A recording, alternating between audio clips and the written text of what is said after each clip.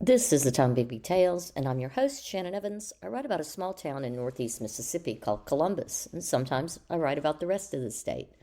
This episode is titled Colonel James O. Banks, A Legacy of Honor. The morning fog hung heavy over Columbus as news spread through the town. Colonel James Oliver Banks, one of Mississippi's most respected citizens, had drawn his last breath at 5 o'clock that morning. The mournful tolling of church bells echoed through the streets as black crape appeared on doorways. At Merchants Bank, the American flag flew at half-mast as townspeople gathered in hushed groups outside the bank's family home, sharing stories of the man they'd known. A remarkable life story began to unfold. Born in Tuscaloosa, Alabama in 1829, young James Banks was blessed with opportunity and ambition. His father, Judge William Banks, owned several prosperous plantations, but insisted his children value education above material wealth. Despite being born into wealth with vast land holdings at his disposal, he chose a different path. The young man's thirst for knowledge led him to the University of Alabama, following in his father's footsteps, where he excelled in classical studies, Latin, and the emerging field of chemistry.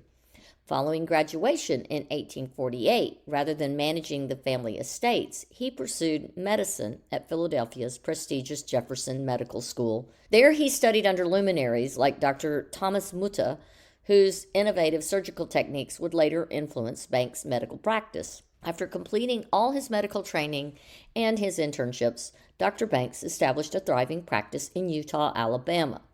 His gentle bedside manner and willingness to treat wealthy and poor patients earned him widespread respect. During a yellow fever outbreak in 1853, he met Miss Margaret Coleman, daughter of a prominent local judge, as she volunteered at the makeshift hospital. Their courtship bloomed amid the crisis, with James often reading Shakespeare's sonnets to Margaret during brief moments of respite. They married in 1853, and James purchased the property now known as Lee Crest, along with 15 acres of land within the city limits of Columbus, for $3,500. James Oliver Banks is listed in the 1860 agriculture census as also owning 3,600 acres of land in Mississippi worth $100,000. Their peaceful life centered around family, medicine, and community service, but their peaceful life would soon be interrupted by the drums of war. When the Civil War erupted, Dr. Banks joined the 41st Mississippi Regiment Infantry as a first lieutenant.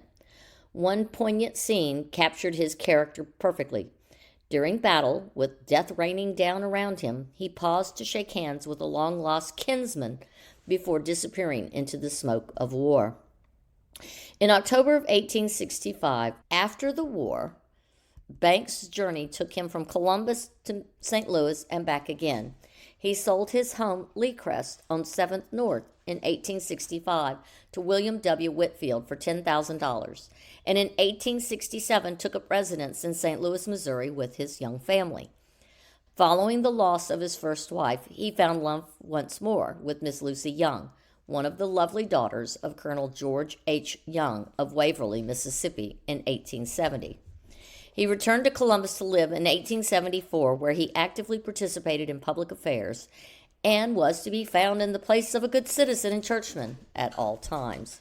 He always exerted a powerful influence in the financial circles and made his presence felt at every meeting. It was in 1874 that Banks bought White Arches from his brother-in-law, Jephthah Vining Harris. Banks's influence in Columbus grew not through seeking the spotlight, but through quiet strength and unwavering integrity.